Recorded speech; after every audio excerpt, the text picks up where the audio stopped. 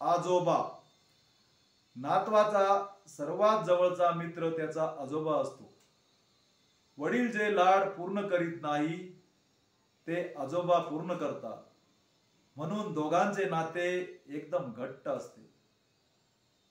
वडील रागविल्यानंतर नातू पटकन आजोबाच्या कुशीमध्ये लपतो. आजोबा नातवासाठी घोडा बनतात. नातवाला कुशीमध्ये घेऊन 4 गोष्टी सांगतात. शिस्त लावतात, आत्मविश्वास वाढवतात, प्रेमाने कसे वागायचे ते शिकवतात, वडीलधाऱ्यांचा आदर करायला शिकवितात, त्याच्या डोक्यावर हात ठेवून आशीर्वाद देतात, त्याला स्वावलंबी कसे बनायचे ते शिकवितात. आजोबा म्हणजे संस्काराचा एक सागरच असतो. त्याच्या सहवासामध्ये फक्त प्रेमच मिळते. आजोबा नेहमी शिस्त आणि धाकाचा चांगला समन्वय साधतात.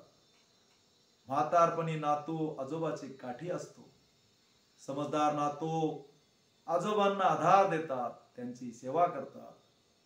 ज्यांची पूर्वजन्माची पुण्याई असते फक्त त्यांनाच आजी आजोबाचे प्रेम भेटते. सर्वांचे हे भाग्यात नसते. आजोबा घराचे छत असतात. परिवारासाठी त्यांनी त्यांचा देह चंदनाप्रमाणे झिजविलेला असतो. आजोबाचे थरथर कापणारे हात देखील नातवाला सांभाळतात. आजोबाच्या सहवासाने नातवाला अनमोल संस्कार मिळतात. नातवांनो, लक्षात ठेवा, आजोबा तुम्हाला एक दिवस सोडून जाणारच आहे. आजोबा व नातूचे हे नाते तुटणारच आहे. म्हणून जोपर्यंत आहेत तोपर्यंत त्यांच्या डोळ्यामध्ये कधीही अश्रू येऊ देऊ नका.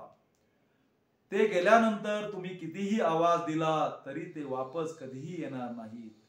त्यांना पाहण्यासाठी तुम्ही तरसून जा.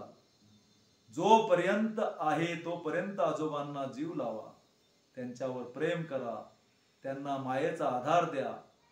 कलियुगामुळे परिस्थिती बदलत चालली आहे. नात्यांचा लोप होत आहे. प्रत्येक जण फक्त मोबाईल बरोबर नाते जोडीत आहे. पूर्वी कसे सर्व एकत्र बसत होते, गप्पा गोष्टी करीत होते, आता ते कुठेतरी हरविले आहे. या मोबाईल ने सर्वांचे प्रेम हिरावून घेतले आहे. मोबाईलमुळे नातो आजोबांच्या गोष्टी ऐकत नाही. नाते केवळ एका बाजूने नाही तर दोन्ही बाजूने निभावावे लागते. म्हणून मी आपणाला सांगतो की अजून देखील वेळ गेलेली नाही. आपण सर्वांनी मिळून संकल्प घेऊया. मोबाईलचा वापर कमी करून आपल्या कुटुंबाला वेळ देऊया.